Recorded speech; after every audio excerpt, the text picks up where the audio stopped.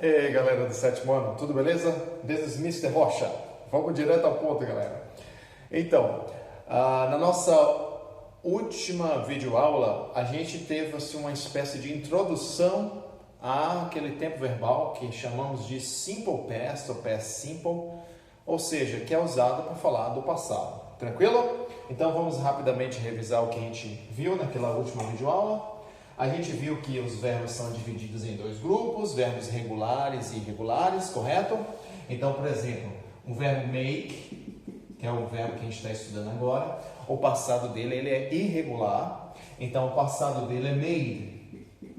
O verbo do também, que a gente está estudando, ele também é irregular e o passado dele vai ser did, beleza? A gente também viu os verbos regulares. Os verbos regulares são aqueles cujo passado é formado com acréscimo de ed. Vocês literalmente colocam ed à forma base. Vamos ver algum? Deixa eu pensar aqui, ó, like. No caso do like, né, a gente explicou que como ele termina em e, aí eu só vou colocar o dzinho, não é isso? Na hora de pronunciar vai ficar liked, ok? Então vamos ver outro aqui, stop. Aí stop. No caso dele terminar em CVC, pessoal, stop, termina em CVC, consoante, vogal, consoante. Aí antes de colocar o ED, aí é só um detalhezinho da ortografia, eu dobro a consoante final, beleza? Então no caso de stop aqui, esses verbos que tem uma só sílaba, então é bem tranquilo, ó. CVC, consoante, vogal, consoante, aí eu dobro a consoante final, ou seja, eu coloco mais um pezinho aqui no caso do stop, e aí coloco o ed. A pronúncia do stop vai ser stopped, assim como o de like vai ser liked. Vocês escrevem ed, mas no caso desses verbos aqui, vocês pronunciam como se fosse um T. Então vai ficar, eu parei às 7 horas. I stopped at 7 o'clock. I stopped at 7 o'clock. Meio que há uma junção com a palavra seguinte se ela tiver um som de vogal. Vejam, I stopped at 7 o'clock. Porque stop fica stopped e aí depois vem o at, né? Então, beleza? Então aqui verbos irregulares e verbos regulares. Como usar isso na prática?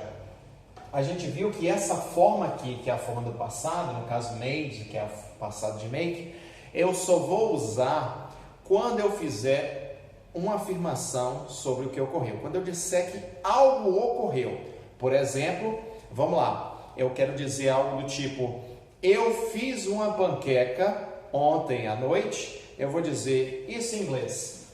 I made a pancake last night.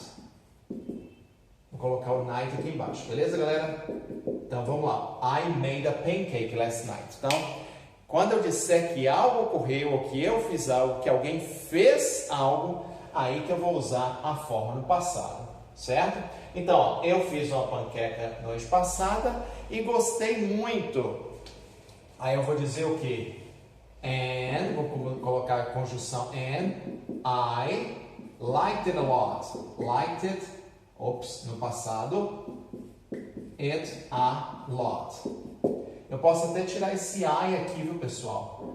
Porque como são duas orações coordenadas aqui, nesse caso o I pode ser omitido, beleza? Nesse caso, mas não vamos entrar nesse detalhe agora. Então em inglês, naturalmente, você pode dizer nesse caso aqui, I made a pancake last night and liked it a lot. Ou I made a pancake last night and I liked it a lot. Tranquilo? Veja que aqui eu fiz duas afirmações, tranquilo? O verbo make e o verbo like estão no passado. Quando eu disser que eu não fiz algo, ou que algo não ocorreu, ou alguém não fez algo, aí eu vou usar o auxiliar did na negativa, só que o verbo fica na forma base. Então, no caso, o verbo preparar na forma base vai ser make. O verbo gostar na forma base vai ser like. E o que vai indicar o passado, Mr. Rocha? É o auxiliar did. Vamos ver aqui na prática. Eu vou fazer a mesma ideia aqui, só que na negativa. Vamos lá. Eu não fiz uma pizza. eu fiz uma panqueca, né? Então eu não fiz a pizza. Ó, I didn't make. Tem que ficar atento a isso. A pizza last night. I didn't make a pizza last night. I didn't make a pizza last night. I didn't make. Então, vejam, na negativa, eu vou colocar o did com not, ou seja, didn't. Eu posso também dizer did not, ok? I did not, sem abreviar. I did not make a pizza last night. Eu quero que vocês fixem que, na negativa, o verbo fica na forma base, não fica no passado. O que está dizendo que ele está no passado aqui é o verbo auxiliar did. O did que está indicando que ele está no passado. Aí, na hora de traduzirmos para a nossa língua, aí a gente vai, como na nossa língua, tem que colocar no passado, né? Eu não fiz ou não preparei uma pizza noite passada. Não fiz pizza noite passada. I didn't make a pizza last night. Tranquilo? Se eu quisesse dizer que fiz algo e não gostei desse algo, aí eu vou dizer o quê? I didn't like it. I didn't like it. Do mesmo jeito que está aqui, com like na forma base.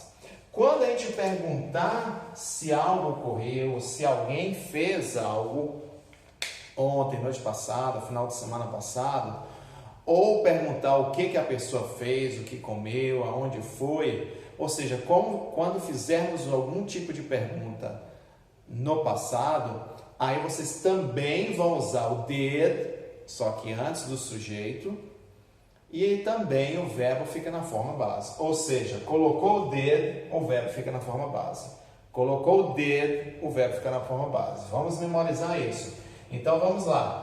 Você fez uma pizza noite passada? Aí eu vou dizer, did you make a pizza last night? O last night fica aqui na oralidade, beleza? Então, did you make a pizza last night? Atenção, atenção. Você fez, é uma pergunta, não é isso? Eu coloco o auxiliar did antes do sujeito, que aqui no caso é you, e o verbo principal vai ficar na forma base, porque é o did que está indicando que ele está no passado. Então, voltando aqui, eu só vou usar a forma no passado, que no caso de make vai ser made, quando eu disser que algo ocorreu, quando eu disser que algo foi feito, ou melhor dizendo, que alguém fez algo, quando eu afirmar isso. Tranquilo, galera? Que algo foi feito, alguém fez, melhor dizendo, né? Que é na voz ativa aí. Então, did you make a pizza? Se for uma pergunta aberta, então o que você preparou para o jantar? Aí eu vou dizer what, aí depois o auxiliar, did, aí o sujeito, you, e o verbo preparar na forma base. Make for dinner. What did you make for dinner? Então, what did you make for dinner? Então, o verbo auxiliar did está indicando que o verbo principal está no passado. Tranquilo, galera? What did you make for dinner? Aí, para responder uma pergunta dessa, se eu fiz algo, aí eu vou dizer, eu fritei um ovo. Vou inventar aqui. I fried an egg. I fried an egg for dinner. Okay? Não fiz muita coisa, né?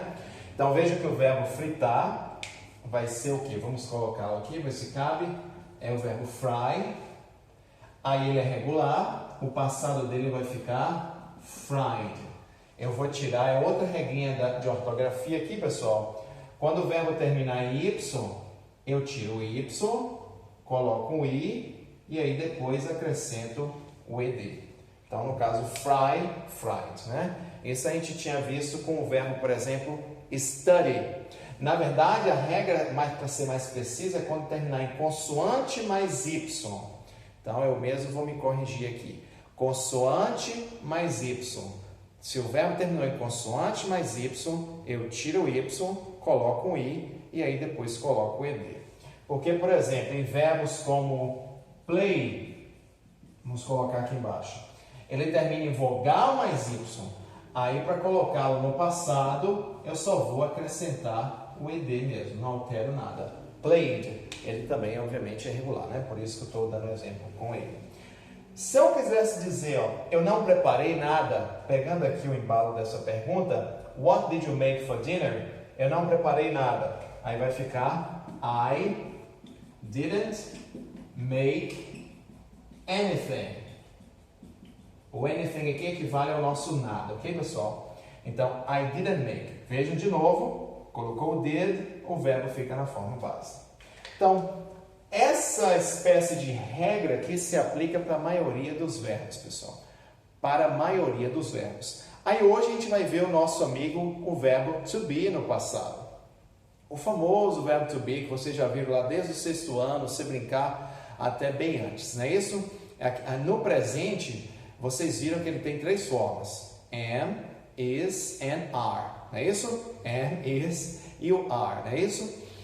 No passado, ele vai ter 2 formas. Eu vou apagar aqui, sem edição, então é coisa rápida, alguns segundinhos.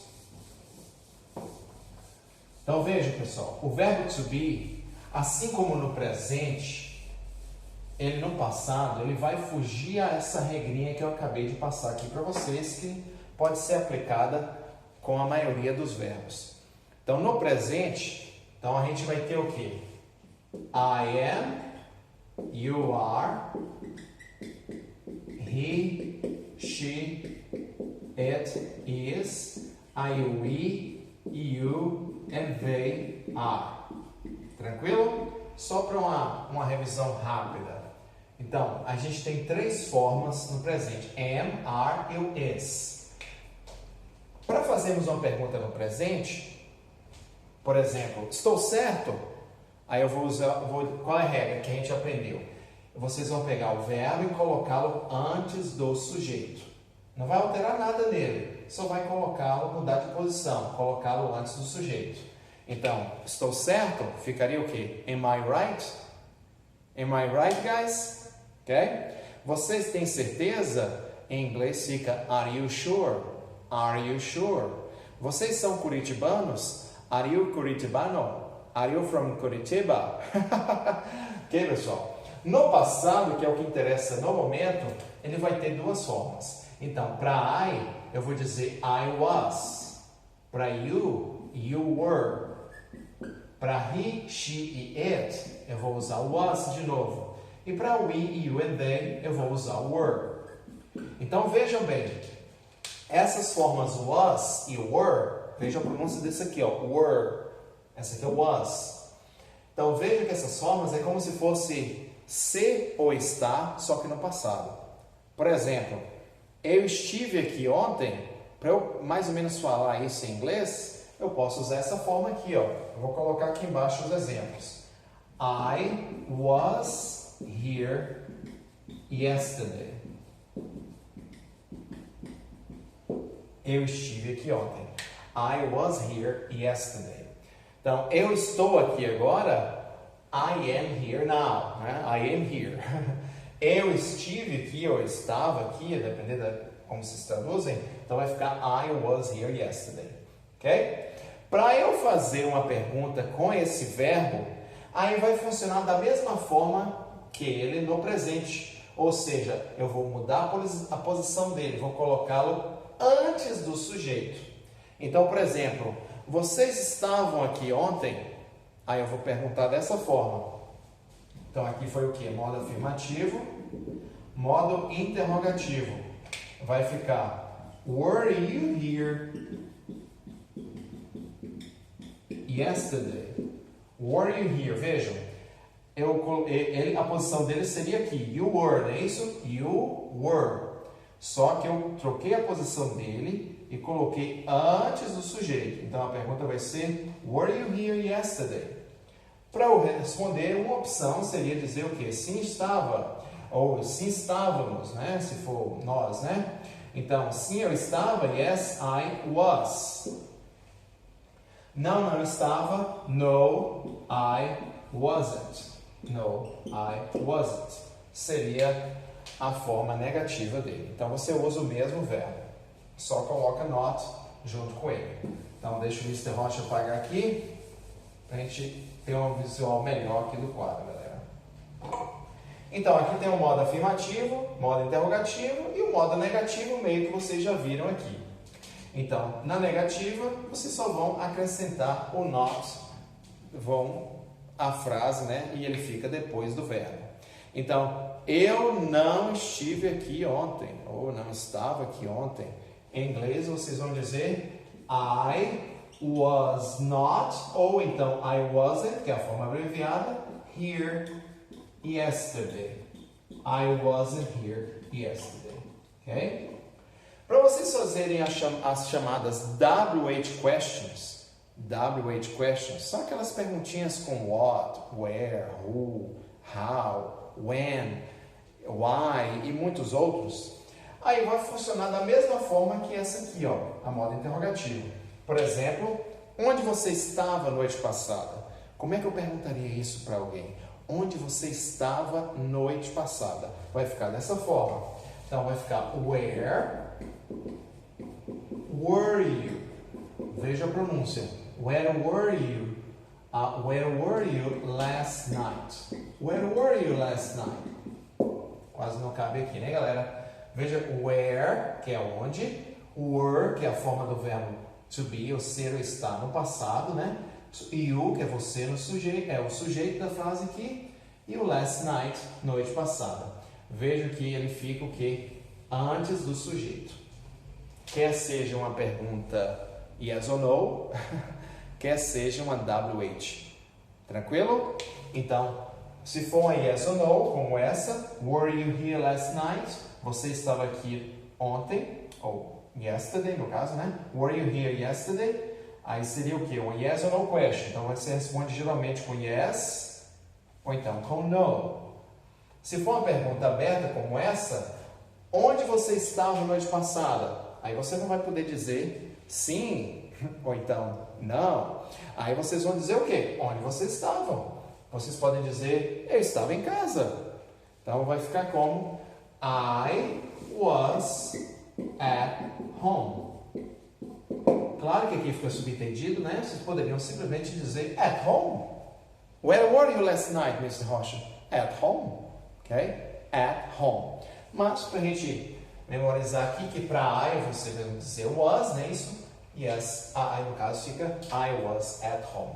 Então veja que o verbo to be foge à regra dos demais verbos, da maioria dos verbos. Então a maioria dos verbos se encaixa na regra anterior que foi explicada hoje novamente para que vocês possam comparar.